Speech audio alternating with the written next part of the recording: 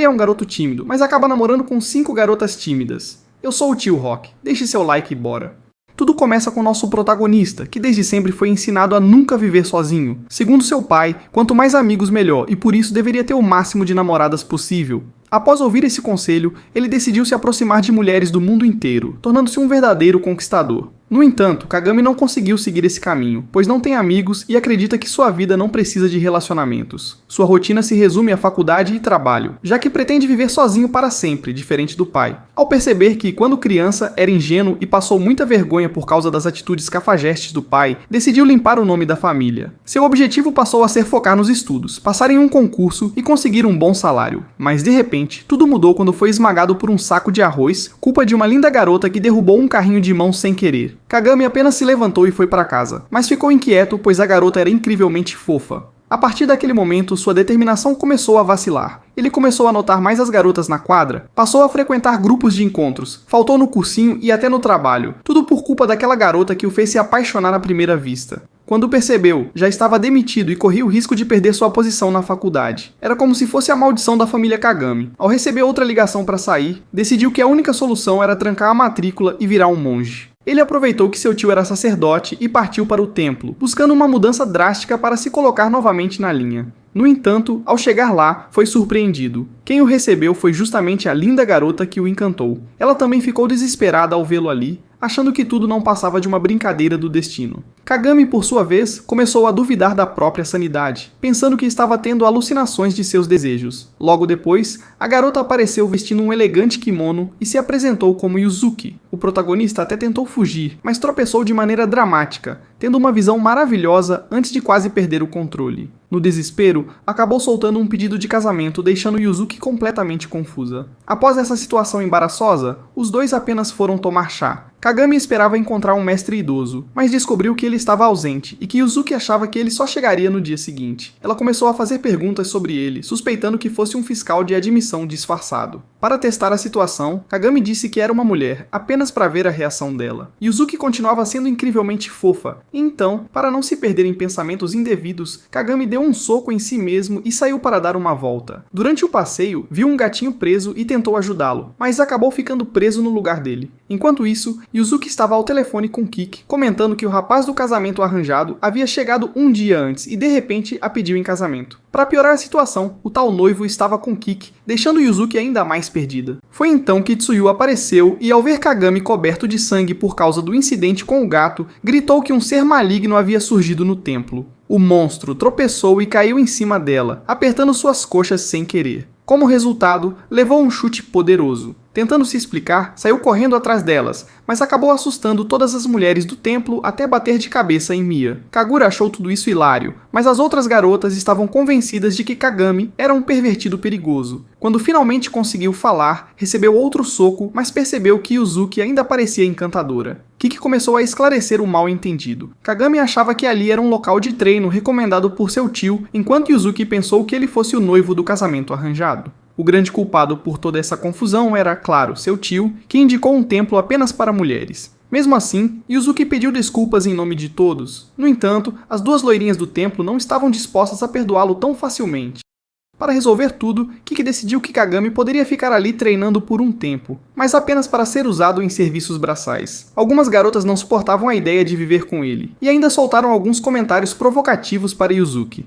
Por sua vez, Kagami decidiu que não causaria mais problemas. Além disso, achava improvável que Yuzuki sequer se lembrasse da primeira vez que se viram. No entanto, uma das garotas comentou que ele não parecia ser uma má pessoa. Ainda assim, Kagami não sabia o que fazer e Yuzuki também estava confusa. Como o ônibus não passava naquele horário, ela sugeriu que ele passasse a noite no templo, mas ao mesmo tempo não queria que ele ficasse ali para sempre. Kagami ainda queria se esforçar para seguir sozinho, mas Yuzuki admitiu que ficou surpresa com o pedido de casamento, já que ele mal a conhecia. Inicialmente achou que fosse uma brincadeira, mas ao olhar para ele percebeu que estava falando sério. Então, quando descobriu seu nome, veio a revelação.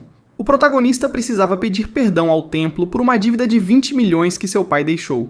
Tsuyu jamais imaginou que ele fosse o filho do homem que fugiu sem pagar suas dívidas. Como Kagami ainda não tinha dinheiro, as garotas começaram a pensar em formas criativas para ele pagar a dívida. No fim, Yuzuki conseguiu convencê-las a encontrar uma solução mais razoável. Elas decidiram que primeiro mostrariam o templo para ele, levando-o até a estátua principal, que estava cheia de fita adesiva devido à falta de dinheiro. Kagami, ao ver aquela situação, jurou que pagaria a dívida de qualquer maneira. Ele começou a conquistar a amizade de Yuzuki, mas as outras garotas ainda não o aceitavam completamente e queriam arranjar um jeito de expulsá-lo. Foi então que tiveram uma ideia. A melhor maneira de se livrar dele seria seduzi-lo, e quando ele cedesse à tentação, usariam isso como desculpa para expulsá-lo. E quem assumiria essa missão? A garota com o corpo mais atraente do templo, sobrando a responsabilidade para Tsuyu. A Kagami acorda às 5 da manhã para limpar o templo, preparar a comida e organizar tudo, sentindo que está voltando a ser como era. Mas ao ver Yuzuki de pijama, seus desejos começam a aflorar. Como era de se esperar, ele acaba olhando para os atributos dela, o que faz Tsuyu buscar um jeito de expulsá-lo. Na hora da refeição, Tsuyu pensou em criticar a comida dele, mas o problema era que estava deliciosa demais. Kagami sente que ainda pode alcançar o Nirvana, até olhar novamente para os atributos de Yuzuki, que decide lhe entregar as roupas de ajudante, sendo na verdade um traje de verão, o que o deixará vulnerável. Mesmo assim, ele se anima e parte para a faxina, arrumando até mesmo a contabilidade do templo, o que impressiona até Tsuyu. Como último recurso, ela decide fazê-lo meditar na mangueira, já que não há cachoeira. Mesmo com a água extremamente fria, ele resiste até o último instante. Para sua sorte, Yuzuki aparece, fazendo seu corpo se aquecer de novo. Então, elas decidem usar a última estratégia. Enquanto Kagami relaxava, percebe que teve um ótimo dia, mas se esqueceu completamente de preparar o jantar. Sai correndo do banheiro, mas na porta estava Tsuyu, esperando. Logo depois, ela começa a se despir, algo que ele não entende. Na cabeça dela, percebe que agiu rápido demais, pois apenas pessoas taradas tiram a roupa tão rápido. O plano era fazer suas vestes deslizarem para provocá-lo e Yuzuki expulsá-lo. Entretanto, para azar ou sorte de Kagami, uma caixa caiu, e ao tentar ajudar, outra caixa o atingiu, fazendo com que, no fim, se beijassem. Para piorar, Yuzuki viu a cena e apenas pediu para Kagami sair por enquanto, o que significa que o plano de sedução funcionou. No entanto, isso não a fez se sentir bem. Quando tentou falar com Yuzuki, percebeu que ela estava evitando olhar para ele, pois lembrar de Kagami pelado a incomodava. O mais irônico é que foi ela quem criou o plano de sedução. Então, Yuzuki admite que ainda não aceitou Kagami completamente. Apenas seguiu o que sua mãe faria ao permitir que qualquer um entrasse no templo. Kagami, frustrado, junta suas coisas e vai embora, indo até uma delegacia para se entregar e pagar por seus pecados. No entanto, o policial apenas o expulsa. Sem alternativas, ele tenta voltar para seu antigo apartamento, mas já há um novo inquilino, e suas coisas foram jogadas fora.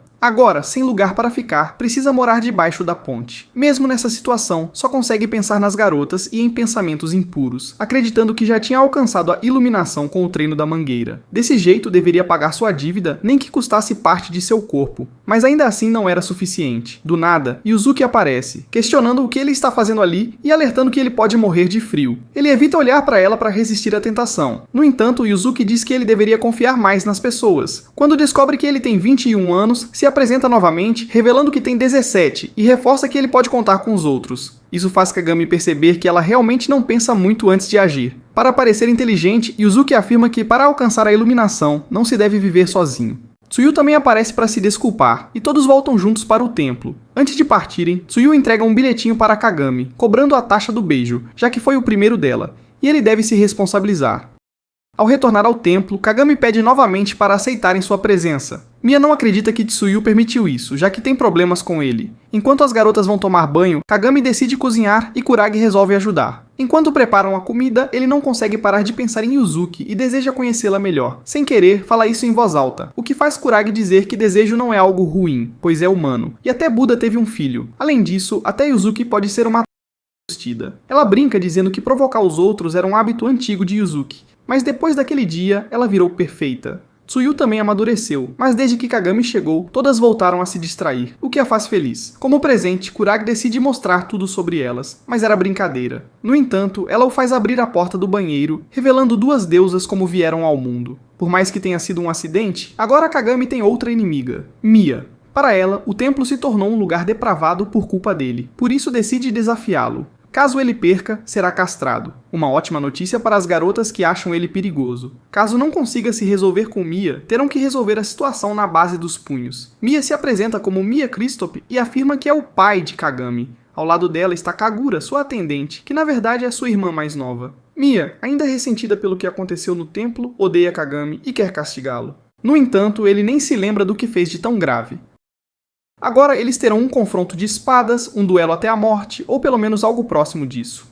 Ao iniciar a batalha, Kagami percebe que Mia está séria, mas ele não pode feri-la, então decide usar sua técnica secreta, parar a lâmina com as mãos. Antes que possa executar seu ataque, Kagura nota que uma faixa do traje de Mia está solta e a puxa sem pensar, revelando parte de seu corpo. Mesmo assim, Kagami não para seu golpe e acaba pegando no dela. Mia morre de vergonha e com isso perde a batalha. Então Kagerola pegou um manual de penitências e escolheu uma delas. Mio estava pronta para cumprir a punição, mas Akemitsu pediu para que ela não o fizesse, pois tinha outra ideia em mente. Maya questionou o que seria, e ele apontou para o livro dizendo que havia muitas coisas que queria ver, e pediu que o deixasse ficar com ele por uma noite. Mia imaginou que ele se referia aos planos dela, então saiu correndo do quarto. Naquela noite, enquanto Akemitsu estava deitado, Mia entrou no cômodo e montou sobre ele. Disse que tinha vindo receber a penalidade, depois tentou sufocá-lo com seus travesseiros naturais. Pensando estar sonhando, Akemitsu decidiu aproveitar, mas parou ao perceber Kagura filmando tudo na porta. Imediatamente empurrou Mia de cima dele e falou que ela não precisava agir como uma boneca de carne de Distrito Vermelho para manter o livro longe dele. Naquele instante, a garota de raciocínio lento entendeu que o que ele queria desde o começo era o livro. Então fugiu, envergonhada. Ao sair, decidiu se esconder no depósito e meditar. Mas ao chegar lá, encontrou Kemitsu esperando. Sem querer ficar nem mais um segundo com ele, tentou sair, mas descobriu que a porta estava trancada por fora. Sem saída, começaram a conversar e Mia contou que tinha vindo ao Japão para escapar de sua família e do estilo de vida aristocrático. Relatou que a mãe queria que ela tivesse o máximo de diamantes, mesmo sem ser seu desejo.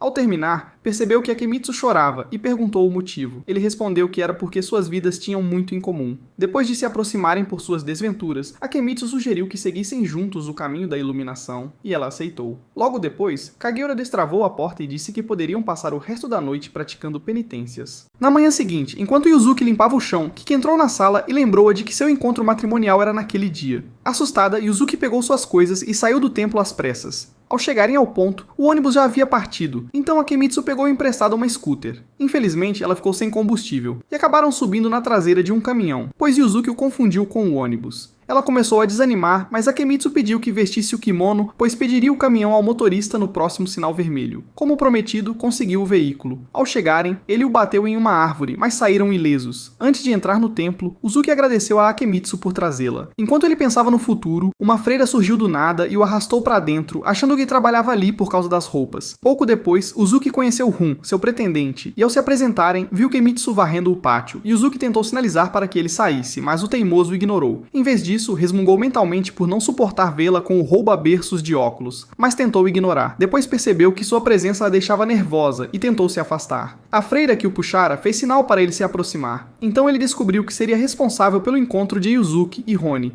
pois o casamenteiro adoecera.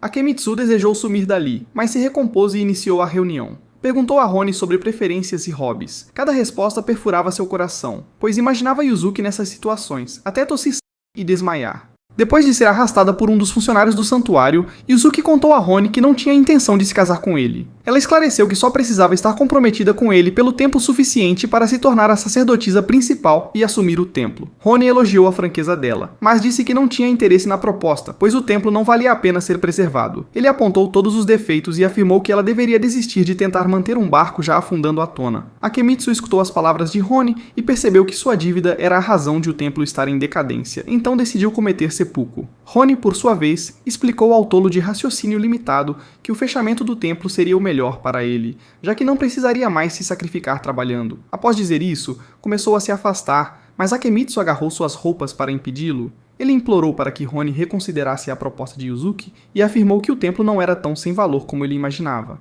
Roni então declarou a Yuzuki que aceitaria o noivado, mas apenas de forma simbólica. Em seguida, foi até a monja que também era a sacerdotisa suprema do templo e ela perguntou por que ele não conseguiu convencer Yuzuki a fechar o santuário. Hun respondeu que foi por causa de Akemitsu e acrescentou que estava curioso para ver até onde eles iriam para salvar o templo. Algumas horas depois, Yuzuki e Akemitsu tentaram voltar para casa, mas perderam o último trem e não conseguiram pegar um táxi. Sem alternativas, Yuzuki sugeriu casualmente que passassem a noite em um motel. A mente de Akemitsu começou a girar com a ideia, mas ele aceitou, e os dois se registraram no local. Já no quarto, ele tentou manter pensamentos inocentes, mas não conseguiu, pois Uzuki continuava comentando as várias comodidades do ambiente. Em certo momento, ela pediu que ele fosse tomar banho, e ele concordou, ainda imaginando se Uzuki não desejava algo mais íntimo.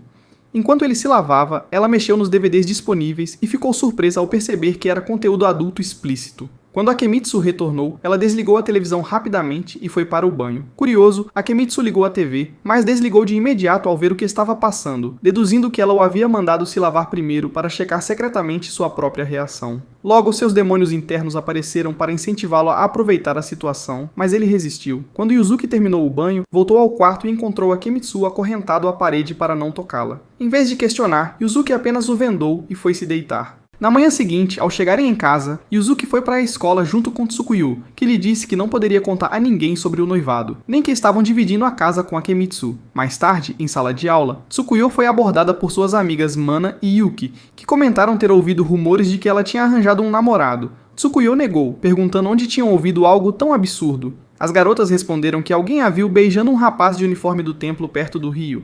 Na hora, ela se lembrou do dia em que ela e Yuzuki foram buscar Akemitsu e tentou explicar que estavam enganadas. Porém, acabou se traindo e disse que havia beijado Akemitsu em casa, não no rio. A confissão só fortaleceu as suspeitas e as amigas começaram a pressioná-la para contar mais detalhes. Nesse instante, ela olhou pela janela e viu Akemitsu perguntando aos estudantes onde era a sala dela.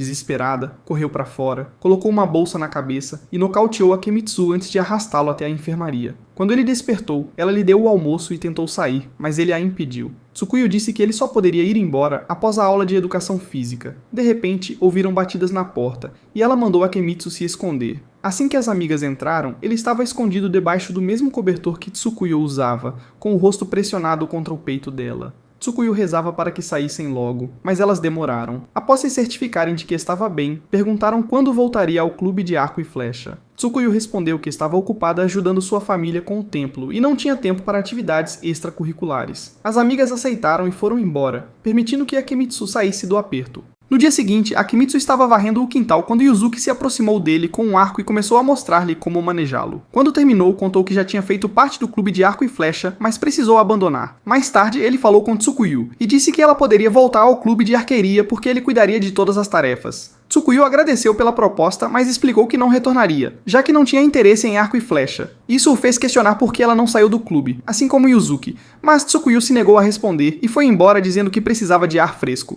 Depois de andar sem rumo por algum tempo, acabou chegando ao campo de arqueria. Cedendo à vontade, segurou um arco e simulou disparar uma flecha. De repente, Akemitsu falou atrás dela, e Tsukuyo percebeu que havia sido observada. Meio sem jeito, ela disse que não era boa com arco e flecha e que só tinha entrado no clube porque Yuzuki participava. Comentou ainda que se alguém merecia estar no clube, era Yuzuki, já que ela tinha verdadeiro talento. Infelizmente, a irmã desistiu para assumir as responsabilidades do templo, e Tsukuyo carregava a culpa de se divertir enquanto Yuzuki sacrificava a própria alegria por eles. Ao ouvir isso, Akemitsu segurou a mão de Tsukuyo e a levou de volta ao templo. Lá, a conduziu até os fundos onde Yuzuki estava praticando com o arco. Como Kiki, Kirashi e Mia já estavam assistindo, Tsukuyo e Akemitsu se juntaram a eles. Na frente de todos, Yuzuki disparou a flecha, mas ela caiu no chão antes de alcançar o alvo. Akemitsu então explicou que Yuzuki não era tão habilidosa quanto Tsukuyo acreditava. Mas, para surpresa dele, Tsukuyo insistiu que a postura da irmã poderia rivalizar com a de qualquer arqueiro lendário. Com paciência, ele fez Tsukuyo entender que Yuzuki havia deixado o clube não por causa do templo,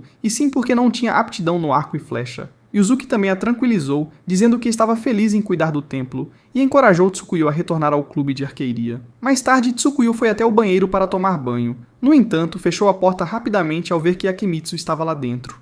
Em vez de se afastar, ficou parada na entrada para conversar e disse que voltaria ao clube. Perguntou então por que ele havia se esforçado tanto para ajudá-la. E Akemitsu respondeu que entendia a dor de não poder seguir seus próprios desejos por causa da família. Algumas semanas depois, enquanto preparava o café da manhã, Yuzuki pediu a Akemitsu para incluir rabanetes em conserva nas refeições. Ele aceitou, mas ficou intrigado com o pedido. Pouco depois, viu-a sair pela porta carregando um machado e imediatamente pensou que ela pretendia executá-lo. Do batente, ouviu os sons de algo sendo cortado e imaginou que ela treinava a melhor forma de decepar sua cabeça. Achando que tinha feito algo para irritá-la, decidiu agradá-la com uma refeição que até Gordon Ramsay elogiaria de olhos fechados. Quando serviu a comida, as outras garotas o parabenizaram, mas Yuzuki comeu em silêncio, com expressão séria. Isso fez Akemitsu acreditar que ela havia odiado sua refeição, e ele acabou desmaiando. Mais tarde, vagando pelo templo, encontrou Yuzuki treinando com Kiki. Quando terminaram, Kiki explicou que estava preparando Yuzuki para aprender técnicas necessárias a um sacerdote. Entre elas, cortar madeira como um lenhador experiente e comer em silêncio sem mastigar alto. Aliviado, Akemitsu percebeu que Yuzuki não era uma assassina secreta com machado